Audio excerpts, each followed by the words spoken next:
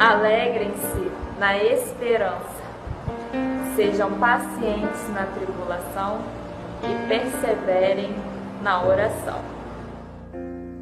Na oração encontro calma, na oração encontro paz. Orar a Deus faz bem de alma, falar com Deus me satisfaz.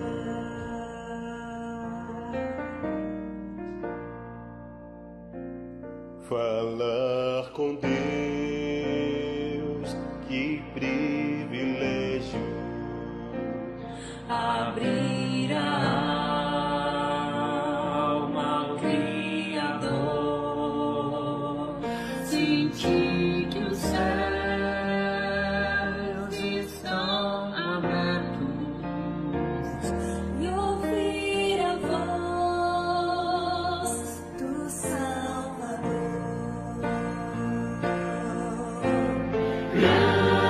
Grande é o nosso Deus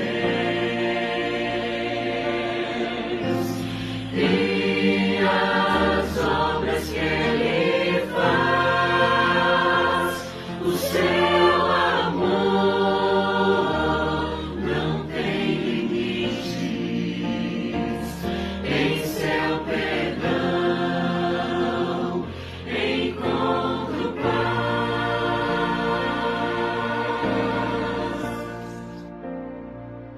Falar com Deus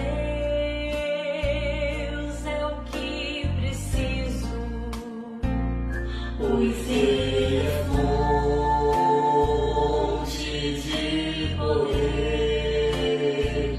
Só nele a vida faz sentido, pois me dá forças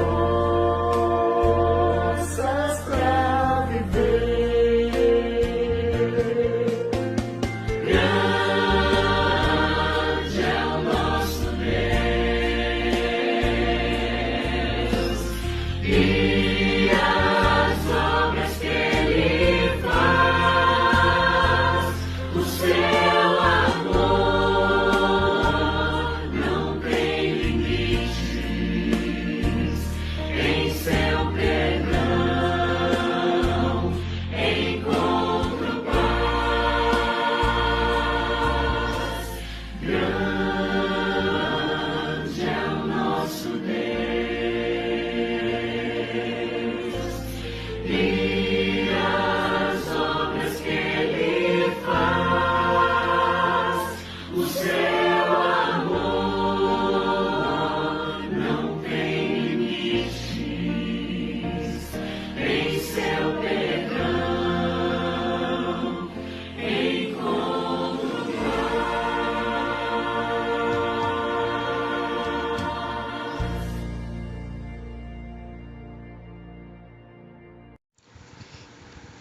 Olá, como vai você? Aqui é Andréa Souza e nós vamos dar continuidade às reflexões do Crescendo na Oração, baseada no livro E Ele Não Curou, de minha autoria. Como relatei no nosso encontro anterior sobre o contexto de todo o livro e a experiência nele relatada, e qual a relação de escolhê-lo para usar nos nossos 40 dias Crescendo na Oração. Uma vez que a oração foi central em todo o processo que enfrentei junto com o meu esposo, quando ele adoeceu até o seu falecimento e após o seu falecimento. A oração, ela tinha um local diário, ela tinha um local de prioridade, mesmo em meio a uma rotina totalmente alterada devido a tudo que era inesperado que estávamos vivendo. Todos os dias eu separava algum momento em que eu me retirava, em que eu parava todas as coisas e que eu estava em meu quarto, sozinha, fechada. Eu utilizava muita música e ali eu ficava sem ter nenhum compromisso do que é eu exatamente faria naquele tempo de oração.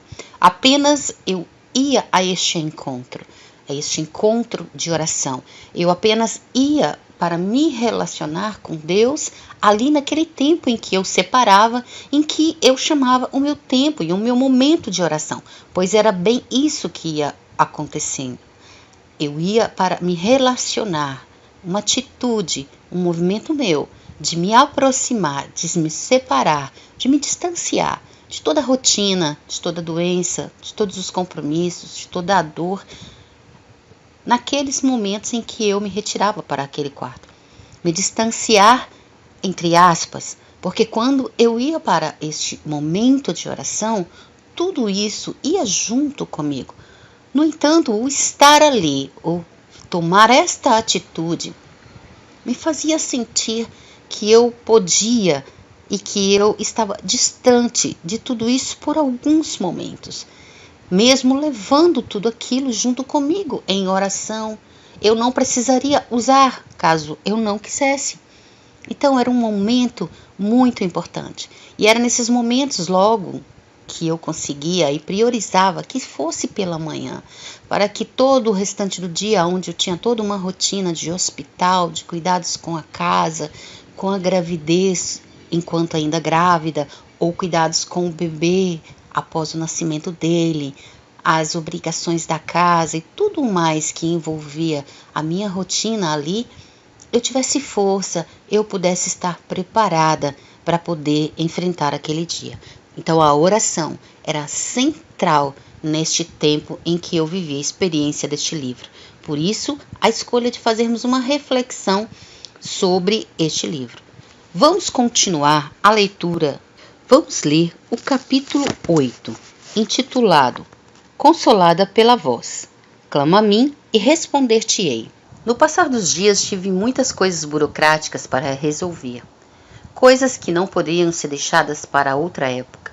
Deus me presenteou com amigos que me ajudaram como irmãos verdadeiros. Enfrentei dias muito difíceis. Estava cheia de questionamentos, perguntas e confusão em relação a muitas coisas, mas decidi permanecer na mesma posição que Dimas e eu assumimos no início do tratamento, olhos fitos nele. Hebreus 12, 2. Eu sabia que ninguém poderia responder nenhuma de minhas perguntas, somente meu pai. Mas havia uma dúvida. Sempre ouvi que Deus não responde algumas coisas. Eu não aceitava isso em meu coração, porque se Deus falou conosco durante todo o tratamento, por que não falaria agora comigo e me responderia? Outra coisa que me confundia era o fato de saber que Deus responde, pois em todo o processo do tratamento, todas as perguntas que eu fiz a Ele, a seu tempo e da sua forma, as respondeu. Nenhuma sequer ficou sem resposta. Decidi arriscar. Após um período de silêncio dentro de mim, comecei a perguntar para o Pai. Comecei a fazer todas as perguntas sobre o porquê Ele permitiu todas aquelas coisas que tínhamos vivido. Um dos meus primeiros questionamentos era por que Ele não permitiu Dimas e eu percebermos o que estava acontecendo, a morte física. Porque se tivéssemos percebido, talvez a gente tivesse mais coisas, dissesse mais coisa um ao outro. Talvez perguntaria a Ele se Ele gostaria de algo especial naquelas últimas horas. Por dentro me senti muito mal por querer que Deus tivesse nos permitido ver o que estava para acontecer. Provavelmente as pessoas que estavam de fora pensassem que fosse impossível não percebermos a situação real. Talvez até pensassem que nós não queríamos aceitar a situação, por isso usávamos das verdades bíblicas ou promessas da palavra para fugir da realidade. Mas quanto mais aproximava o final, mais Deus nos enchia de esperanças, de fé, de confiança e de que Ele iria intervir a qualquer momento e que o milagre iria acontecer, a cura iria se manifestar. E foi o que Ele fez, na verdade. Nada do que ouvíamos dos médicos tirava-nos a confiança e a certeza de que Deus iria vir ao nosso encontro. Mesmo com Dimas dentro do CTI, eu tinha a convicção de que ele sairia dali e iríamos continuar a vida juntos. Essa convicção era algo tão intenso e tão forte que nem mesmo com Dimas em um estado que eu e ele sabíamos que era delicado, não duvidávamos que Deus viria ao nosso encontro. E Ele veio.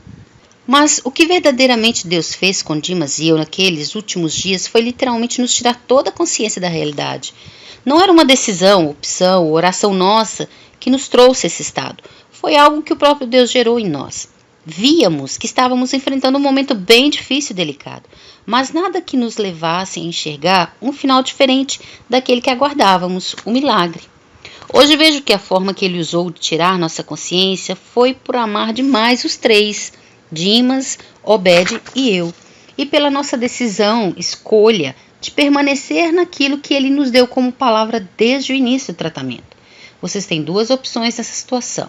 A primeira é ouvir o que todos os médicos vão dizer a vocês e vocês vão ficar angustiados, confusos, desesperados, loucos. Cada um vai dizer uma coisa e vocês vão ficar loucos. E a segunda opção é confiar, confiar, confiar em mim e me deixar fazer o que quero, olhos fitos somente em mim. Só pude saber disto e ter outros entendimentos sobre o que passamos porque resolvi perguntar e aguardar naquele que poderia me dar as respostas, meu amado Jesus. Perguntei a Deus o porquê ele nos enchia o tempo todo de esperança, de confiança, de que ele faria o milagre. Eu queria saber por que ele não nos deixou entender a situação, porque não falou conosco o que iria fazer, já que eu tinha orado e pedido que ele compartilhasse sua vontade conosco diretamente. Este era um questionamento. A minha maior interrogação era o porquê de tanta esperança, confiança e certeza que ele continuamente colocava em nossos corações, sendo que ele já tinha aquele fim estabelecido. Isso me angustiou por alguns dias até que ele me respondeu no momento em que eu estava preparada para ouvir. Eu chorava muito ao lembrar que foram tantas promessas que ele havia nos dado de que curaria fisicamente o Dimas. Deus usou várias formas para nos falar que curaria. Através de sonhos, as escrituras sagradas, ele nos dizia promessas de restauração aqui nesta terra. Através de louvores, no momentos devocionais ou ministrações muito pessoais, falando audivelmente. Isso era um desafio para mim. Deus sabia que o meu maior medo era de ser verdade o que eu ouvi toda a minha vida. Deus não responde certas coisas. Isso me condenaria a uma vida inteira de frustração e decepção com Ele. Quando eu lhe perguntei por que não nos deixou ver em que direção estávamos andando, ele me respondeu que realmente nós andamos como cordeiro em direção ao matadouro. Não percebemos porque ele não havia permitido. Deus ministrou meu coração que não percebemos a morte que se aproximava porque nós não morremos.